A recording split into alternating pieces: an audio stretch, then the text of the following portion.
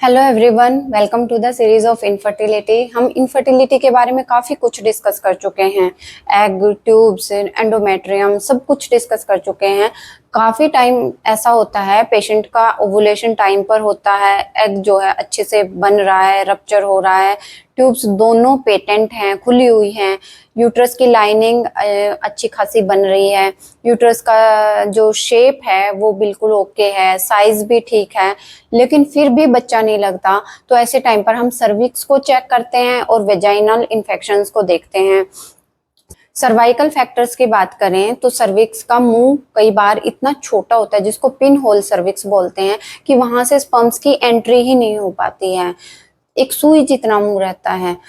दूसरा अगर बात करें तो कई बार जो यूट्रस है वो रेट्रोवर्टेड रहता है, जिसको कॉमन भाषा में डॉक्टर आपको समझाती है कि आपके बच्चेदानी उल्टी है। तो उल्टी होगी तो सर्विक्स का मुंह ऊपर की तरफ हो जाता है। नॉर्मली सर्विक्स सामने ही होता है, जिससे स्पर्म्स की एंट्री इजीली हो जाती है, लेकिन रेट्रोवर्टेड यूट्रस में थोड़ा सर्विक्स ऊपर की तरफ उठ जाता है, जिससे स्पर्म्स की एंट्री मुश्किल हो जाती है। ऐसे केसेस में भी प्रेगनेंसी नहीं रुक पाती है। और तीसरे कारण की बात करें तो सर्विक्स के मुंह पर बहुत बड़ा पोलिप हो सकता है, जिसको मस्सा टाइप बोलते हैं। यह बहुत बड़ी गांठ सिस्ट हो सकती है, जो सर्विक्स के मुंह को ब्लॉक कर देती है और वहां से स्पर्म्स की एंट्री नहीं हो पाती और प्रेगनेंसी नहीं हो पाती ऐसे पेशेंट्स में। कई बार ड्रग्स के कारण सर्विक्स का जो म्यूकस होता है वो इतना गाढ़ा हो जाता है कि वहां पर स्पर्म्स आएंगे और वहीं फंस के रह जाते हैं। नॉर्मली ओवुलेशन के टाइम पर जो सर्विक्स का डिस्चार्ज होता है वो काफी पतला हो जाता है, और ताकि मूवमेंट स्पर्म्स की इजीली हो सके, वो अच्छे से ऊपर ऊपर जा सकें। लेकिन अगर कोई दवाइयां खा रही है पेशेंट तो उनकी वजह से भी कई बार सर्विक्स का जो म्यूकस होता है, जहां जो वहां पर वाइट डिस्चार्ज टाइप होता है, वो इतना स्टिकी हो जाता है, वहीं पर चिपक के स्पर्म्स रह जाते हैं और ऊपर नहीं जा पाते, तो इनफर्टाइल रह जाती है पेशेंट्स।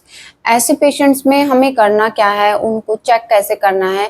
एक पोस्ट कोइटल टेस्ट होता है, जिसमें हस्बैंड वाइफ को बोलते हैं मिलने के लिए, और आपको फिर आना है डॉक्टर के पास। वहां से फिर सर्विक्स से स्वैब लेते हैं और उसको लेबोरेटरी में टेस्टिंग के लिए भेजते हैं। अगर उसमें स्पर्म्स की मोटिलिटी रहती है, मूवमेंट रहती है उस टाइम पर, तो सब कुछ ठीक है।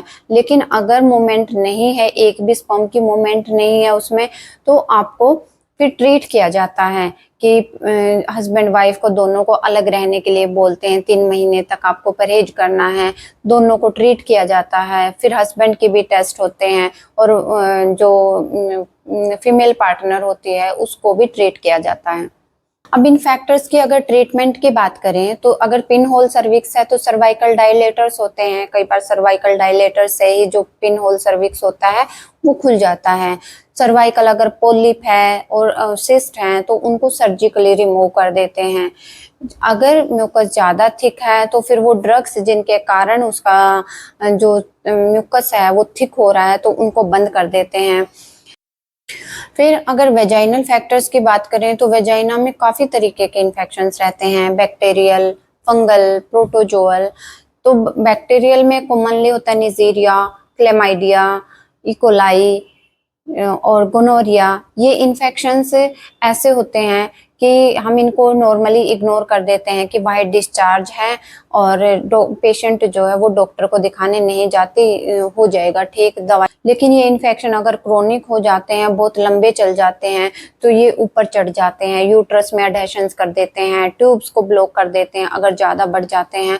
इवन ओवरीज जो पास में रहते हैं, क्योंकि ओवरीज ऐसे लटकी रहती हैं, तो ओवरीज और वेजाइना का इन्फेक्शन जो कॉमन होता है, तो अगर वहां पर एडेशंस बन जाते हैं ओवरी में, वो ओवुलेशन को प्रिवेंट करते हैं, ओवुलेशन नहीं हो पाता। इसके सिम्टम्स क्या क्या रहेंगे, जो ये इन्फेक्शंस हैं, जो वेजाइनल इन्फेक्शंस हैं, इनमें रेडनेस होगी, जलन होगी बहुत ज़्यादा पेशेंट को, जो डिस्चार्ज होगा वो अमाउंट में बढ़ जाएगा, हमेशा अंडरगारमेंट्स गीली रहेंगी पेशेंट की, खुजली बनी रहेगी, स्मेल चेंज हो जाएगी कि नॉर्मली डिस्चार्ज में स्मेल नहीं आती है तो फिर स्मेल बढ़ जाती है, फाउल स्मेल होती है। आप बैठते हो तो भी आपको खुद से स्मेल आने लग जाएगी।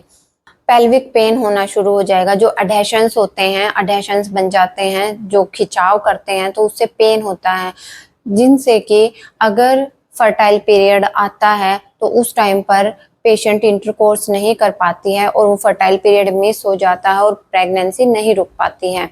जलन होगी तो भी पेशेंट को इंटरकोर्स में प्रॉब्लम होती है और इनफर्टिलिटी रहती है। इन सब में स्वैब टेस्ट करते हैं कौन सा इन्फेक्शन है, फिर उसके अकॉर्डिंग अगर बैक्टीरियल है तो एंटीबायोटिक दी जाती है, फंगल है एंटी फंगल ट्रीटमेंट दिया जाता है, उसके अकॉर्डिंग आपको ट्रीट किया जाएगा।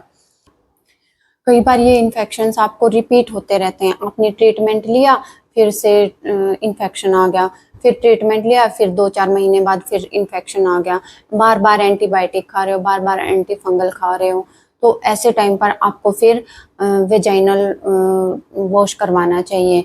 हर 10 दिन लगातार आपको कुछ आयुर्वेदिक हर्बल औषधियाँ होती हैं जिनको डॉक्टर प्रिपेयर करके आपको देते हैं, आप ये घर पर भी कर सकते हैं।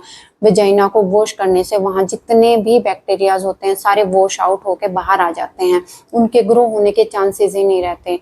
दूसरा, आप योनि धुनी ले सकते हैं।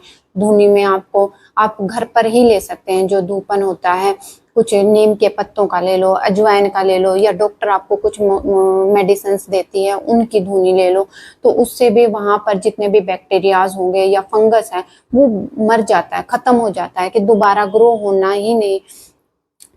ग्रो ही नहीं हो सकता फिर वो। ठीक है, तो ये कुछ परमानेंट क्योर है अगर आपको रिकरेंट इन्फेक्शंस हो रहे हैं तो। इनके अलावा आपको कुछ डाइट में अपने चेंजेस करना पड़ेगा, जिसमें आपको पैक्ड जंक फूड बिल्कुल बंद कर देना होता है, और दही, छाछ ऐसी चीजें लेनी है, पानी बहुत ज्यादा मात्रा में लेना है, विटामिन सी आपको लेना है। वेजाइना को ड्राई रखना है हमेशा, एक कॉटन का कपड़ा लेके। जितनी बार भी आप यूरिनेशन के लिए जाते हो उसी टाइम आपको वेजाइना को साफ करना है, बिल्कुल ड्राई करके रखना है ताकि वो इन्फेक्शन दोबारा ना पनप पाए। तो ये कुछ आपको अपने खुद से करने हैं, और इस तरीके से अगर ये इन्फेक्शन नहीं होगा, इन्फेक्शन खत्म हो जाएगा तो स्पर्म्स की एंट्री आराम से हो जाएगी और फर्टिलिटी आपकी बूस्ट हो जाएगी। अगर वीडियो पसंद आई है तो लाइक करें, सब्सक्राइब करें और शेयर करें अपने फ्रेंड्स के साथ जिनको वेजाइनल प्रॉब्लम्स बार बार आती हैं और ठीक नहीं हो पा रही हैं। Thank you.